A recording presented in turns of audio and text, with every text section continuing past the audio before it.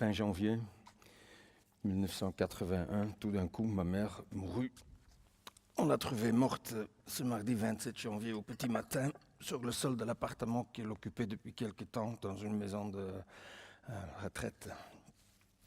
Elle a dû tomber du canapé, elle était étendue devant ce canapé sur un tapis, mais je connais personne à l'intérieur, elle avait manifestement un canapé et un tapis.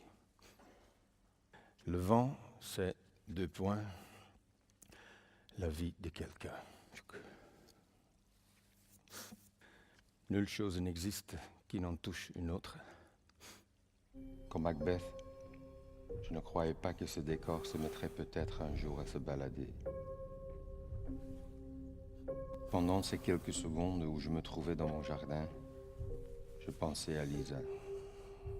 Dans ses vêtements bleus, libellules transparents, telle qu'elle était plusieurs années auparavant. Et à Lisa, telle que je l'avais revue furtivement un mois plus tôt. Je pensais qu'au même moment, dans la petite ville où elle habite, elle se tenait à la fenêtre. Cette petite ville était sous un globe de brouillard. Elle en connaissait si bien le plan que de ses yeux dorés, elle pouvait, comme s'il n'y avait pas de brouillard, suivre le tracé de ses ruelles. Où elle et moi avons marché, tous les deux aussi ivres, et tous les deux aussi excités de façon désinvolte et néanmoins divine. Hop, hop, tingling. Je ne suis pas gentil.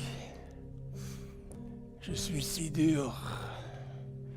Je suis si amer. Je suis si insensible.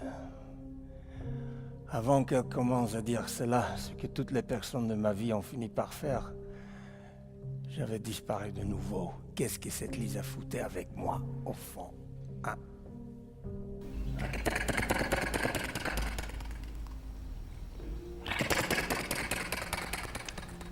Je suis celui qui n'a jamais été attendri par le miracle de la naissance. Celui qui reste à la maison quand à l'hôpital naît son enfant. Je ne voulais pas voir la femme que je chérissais et adorais pour sa beauté se fendre. Et surtout ce spectacle qui me blesse de la destruction de la beauté, ou du moins de la dégradation durable de la beauté. Et devant ce spectacle, mes remords, mon dégoût, mon impuissance, ma protestation, mon angoisse, tout ce qui me venait à l'esprit avec le son de ma propre voix, et pour couvrir tous les bruits autour de moi avec le son de ma propre voix, je me détournais de ma grand-mère et de ma mère, et je commençais, avec la main à mon chapeau, à me faufiler entre les autres grenouilles, en sautant. Quoi, quoi? Regarde, le petit Daniel s'en va, il cherche à ne pas être présent. Quoi, quoi, quoi? Nulle chose n'existe qui n'en touche une autre.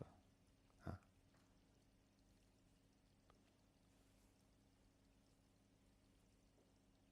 Mais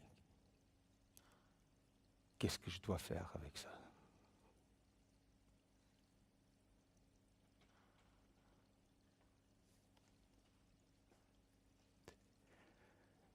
Qu'est-ce que ça a à faire avec moi?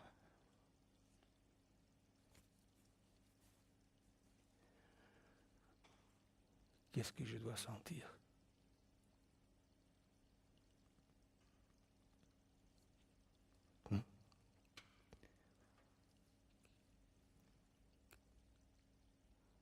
Qu'est-ce que je dois sentir?